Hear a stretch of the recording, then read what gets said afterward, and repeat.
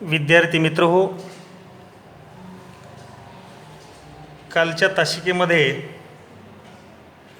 आपण इतिहास विषयाचा जो पेपर फर्स्ट आहे त्याच्यातला घटक पहिला अभ्यासायला सुरुवात केलेली आहे. घटकाचं नाव साधने. प्राचीन भारताच्या इतिहासाची लिखित साधने यांचा अभ्यास आपण पाहतोय. आज याच प्रकरणामधला पुढचा भाग जो स्मृती ग्रंथ आहेत हे अभ्यासणार आहोत. या स्मृती शब्दाचा अर्थ स्मरण किंवा आठवण असा होतो. स्मृती ग्रंथाचे दुसरे नाव धर्मशास्त्र आहे. आपल्या नीती व धर्माच्या रचनेसाठी ज्या ग्रंथांची रचना झाली त्यालाच स्मृती ग्रंथ असे म्हणतात. आर्यांच्या जीवनाच्या नियमांचा संग्रह या स्मृती ग्रंथामध्येच आहे. जे काही स्मृती ग्रंथ प्राचीन भारताचा अभ्यास करण्यासाठी आपल्या या पाठ्यक्रमासाठी आहेत त्याच्यातला पहिला आहे मनुस्मृती. मनुस्मृती ही जगातील पहिली विधी नियमांची पुस्तिका आहे. विधी म्हणजे कायदे कानून किंवा परंपरेनुसार जे काही नियम घालून देण्यात आले त्यांची ही पुस्तिका आहे. हिचा काळ सातवाहन राजवटीचा काळ मानला जातो. सातवाहन हे प्राचीन भारताच्या इतिहासामधलं दक्षिणेमधलं हे बलाढ्य घराणं होतं आणि याचा काळ होता इसवी सन पूर्व जवळजवळ 230 ते इसवी सन 230 460 वर्ष या सातवाहन घराण्यानं राज्य केलेलं होतं. आणि याच कालखंडामध्ये हा मनुस्मृती ग्रंथ लिहिला असावा. या मनुस्मृती ग्रंथामध्ये 12 अध्याय आहेत. 2684 श्लोक आहेत. आणि ही जी स्मृतीची रचना केली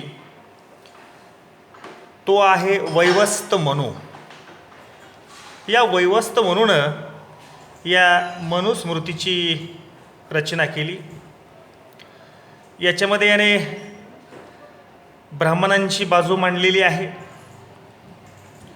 त्याबरोबर न्यायव्यवस्था, गुन्हे, शिक्षा, स्त्रियांचं स्वातंत्र्य, विधवांची कर्तव्य, राजा आणि राजेचे प्रजाविषयीचे जे काही नियम आहेत त्याची जी धारणा आहे याची माहिती दिली आहे. याच्यानंतर दुसरी स्मृती आहे विष्णू स्मृती. मनुस्मृतीचा बराच भाग याच्यात आहे. विवाह, वस्तुकर, न्याय, शासन, दान धर्माची माहिती या विष्णू स्मृती ग्रंथामध्ये केलेली आहे. नंबर 3 आहे नारद स्मृती.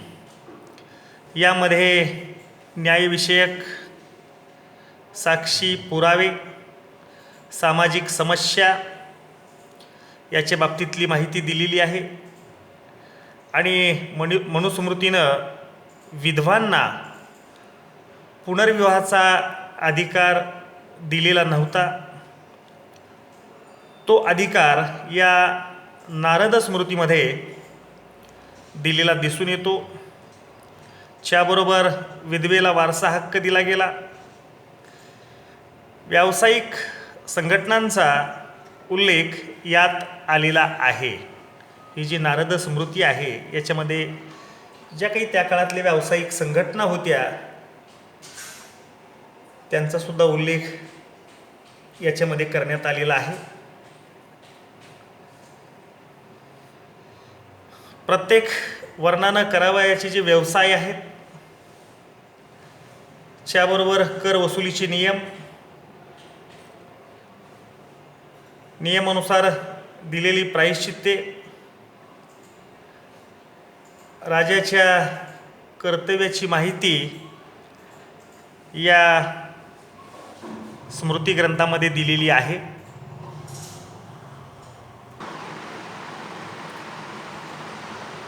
याच्यानंतर आहे बृहस्पती स्मृती.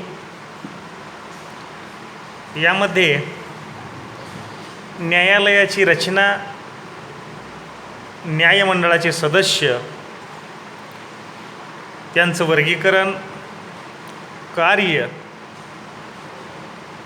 शपथविधी, शिक्षा इत्यादींचं चांगल्या प्रकारे विवेचन केलेलं आहे. धर्मव्यवहार, चारित्र्य व राजाज्ञा हे न्यायाचे 4 आधार सांगतो. यात पुराण धोरणाचाही उल्लेख केलेला दिसून येतो. याच्यानंतर आहे याज्ञवल्क्य स्मृती. याज्ञवल्क्य स्मृती मनुपेक्षा प्रगत विचारांची आहे. या स्मृतीचे आचाराध्याय, व्यवहाराध्याय, प्रायश्चित्ताध्याय हे 3 अध्याय आहेत. याज्ञवल्क्य स्मृतीत 1100 श्लोक आहेत. या स्मृतीत शरीरशास्त्र, औषधी, राजनीती, न्यायदान, परराष्ट्र धोरण, वारसा हक्कांची माहिती यामध्ये दिलेली आहे. विज्ञानेश्वरांची मिताक्षरा या स्मृती ग्रंथावरची टीका आहे. विज्ञानेश्वर किंवा विज्ञानेश्वरांची जी काही मिताक्षरा नावाची टीका आहे, टीका ग्रंथ आहे, हा याज्ञवल्क्य स्मृतीवर आधारित आहे. याच्यानंतरचं लिखित साधन आहे पुराणे. पुराणांना 5वा वेदही म्हटलं जातं. याची रचना काळ निश्चित सांगता येत नाही. पुराणांची संख्या 18 असून उपपुराणांची संख्यासुद्धा 18 आहे. ऐतिहासिकदृष्ट्या मत्स्यपुराण, वायुपुराण, विष्णुपुराण, ब्रह्मांड पुराण, भागवत ही पुराणे महत्त्वाची मानली जातात. या पुराणांवरून राजकीय इतिहास, राजांची वंशावळी, धर्म तसेच ऐतिहासिक स्थळांच्या वर्णनाची माहिती या पुराण ग्रंथामधून आपणास मिळते. याच्यानंतर आहे महाकाव्य. दीर्घ लिहिलेल्या काव्याला महाकाव्य असं म्हटलं जातं. याच्यामध्ये आहे महाभारत, रामायण ही भारतीय साहित्य परंपरेतील दोन महाकाव्य आहेत, ज्याला साहित्याचा मुकुटमणीसुद्धा म्हटलं जातं. या दोन्ही साधनांमध्ये तत्कालीन सामाजिक आदर्श, राजनीती, युद्ध, तह, व्यापार, राजपद्धती, समाजातील आचार विचार, स्त्रियांचा दर्जा इत्यादीची माहिती आपल्याला मिळते. याच्यातलं पहिलं महाकाव्य आहे रामायण. इसवी सन पूर्व 500 ते इसवी सन पूर्व 200 या दरम्यान रामायण या महाकाव्याची रचना झाली असावी. रामायण या महाकाव्यालाच आदिकाव्य, आर्षकाव्य म्हणूनही संबोधलं जातं.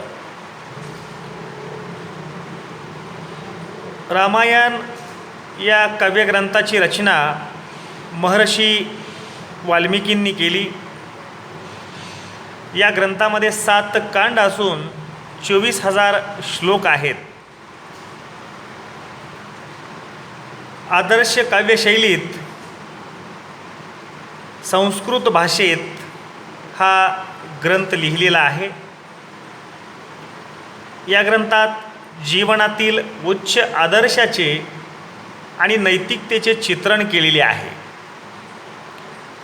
आर्यांच्या धार्मिक, सांस्कृतिक, सामाजिक, राजकीय, न्याय, नीती या गोष्टींचीही माहिती या रामायण महाकाव्यातून आपल्याला मिळते.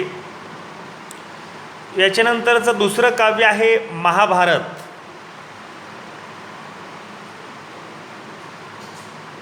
महाभारत महर्षी व्यास मुनींनी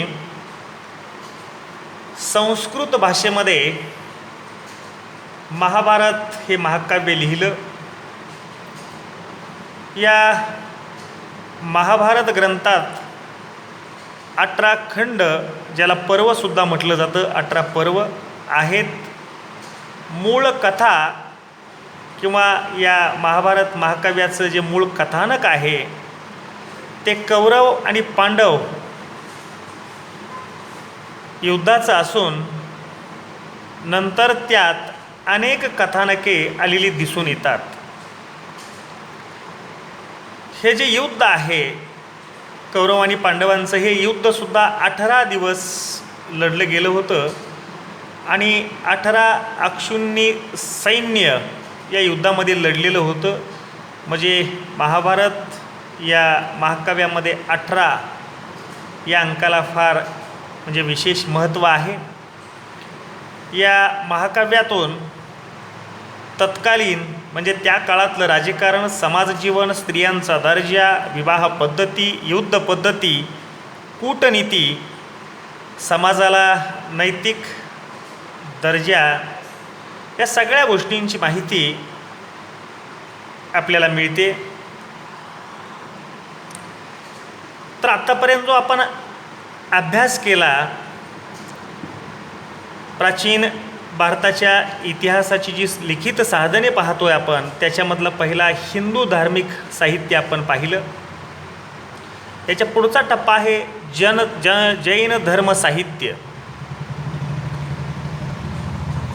जैन धर्म साहित्य अनेक भाषांमध्ये, उदाहरणार्थ संस्कृत, कन्नड, अर्धमागधी, प्राकृत, तमिळ उपलब्ध आहे.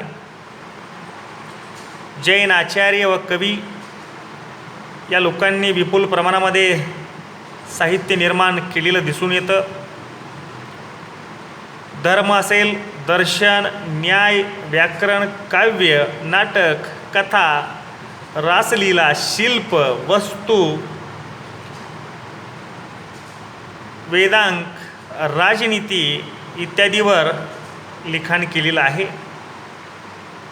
जैन धर्माचे जे प्रमुख 2 पंथ आहेत ज्याच्यामध्ये श्वेतांबर आणि दिगंबर, या दोन्ही पंथाचे लोक धर्मग्रंथांना आगम किंवा सिद्धांत असे म्हणतात. जैन ग्रंथात आगमग्रंथ महत्त्वाचे आहेत. याच्यामध्ये 12 अंगे, 12 उपांगे, 10 प्रकरणे, 6 छेदसूत्र, 4 मूळसूत्रे आणि नंबर 6 स्वतंत्र किंवा स्वातंत्र्य ग्रंथ. यामध्ये प्रबंध चिंतामणी व कालकाचार्यांचं कथानक, जैन मुनी यांचे 11व्या शतकात लिहिलेले कळकंड चरित्र इत्यादी ग्रंथ, यातून धार्मिक जीवनाची, तत्त्वज्ञानाची, आचरणाची, न्यायाची माहिती आपल्याला मिळते. याच्यानंतर आहे बौद्ध धर्म साहित्य, की ज्याच्यामधून आपल्याला प्राचीन भारताच्या इतिहासाविषयी माहिती मिळू शकते. याच्यामध्ये आहे प्राचीन भारताचा अभ्यास करण्यासाठी बौद्ध धर्म साहित्य विपुल प्रमाणामध्ये आपल्याकडे आहे आणि हे साहित्य संस्कृत आणि पाली भाषेमध्ये आहे. याच्यामधला पहिला ग्रंथ आहे त्रिपिटके. त्रि म्हणजे 3 आणि पिटके म्हणजे पेठारे किंवा पेटी. याचा अर्थ 3 पिटके बौद्ध तत्त्वज्ञानाची 3 पेठारे आहेत. या 3 पिटकांपैकी पहिलं पिटक आहे विनय पिटक. यात सध्याचे दैनंदिन आचरणाचे नियम दिलेले आहेत. याचे 3 भाग आहेत. पहिला आहे सुत्त विभाग, दुसरा आहे खंदक, तिसरा आहे परिवार किंवा परिवार पाठ. दुसरं पिटक आहे सुत्त पिटक. याच्यामध्ये धर्मोपदेशाचा समावेश केलेला आहे. सुत्त म्हणजे धर्मव्याख्यान किंवा धर्माख्यान होय. याचे 5 विभाग आहेत, ज्याला निकाय किंवा विभाग असं म्हटलं जातं. पहिला आहे दिग्गनिकाय, दुसरा आहे मज्जिम निकाय, तिसरा आहे संयुक्त निकाय, चौथा आहे अंगुत्तर निकाय आणि 5वा आहे खुद्दक निकाय. तिसरं पिटक आहे अभिधम्म पिटक. यात बौद्ध धर्माच्या तत्त्वज्ञानाची चर्चा केलेली दिसून येते. याचबरोबर प्राचीन भारताचा इतिहास जाणून घेण्यासाठी बौद्ध धर्मीय जी काही ग्रंथसंपदा आहे याचंही अनन्यसाधारण महत्त्व आहे. याच्यामध्ये दीपवंश, यातून श्रीलंकेच्या इतिहासाची माहिती आपल्याला मिळते. दुसरा आहे महावंश, यातून चंद्रगुप्त मौर्याच्या प्रशासनाची माहिती मिळते. तिसरा ग्रंथ आहे महावस्तू, गौतम बुद्धांच्या जीवनचरित्राचे वर्णन आहे. ललित विस्तार, गौतम बुद्धांच्या जीवनलीलांचे वर्णन आणि दिव्य शक्तीचं वर्णन या ग्रंथामध्ये केलेलं आहे. 5वा आहे बुद्धचरित्र. हा ग्रंथ अश्वघोष या व्यक्तीनं लिहिलेला असून हा ग्रंथ संस्कृत भाषेमध्ये लिहिलेला आहे. आणि 6वा आहे सौंदरानंद. हा सुद्धा ग्रंथ अश्वघोषानं लिहिला. हे संस्कृतमधलं महाकाव्य आहे. यामध्ये बुद्धाच्या जीवन व धर्मतत्त्वज्ञानाची माहिती दिलेली आहे.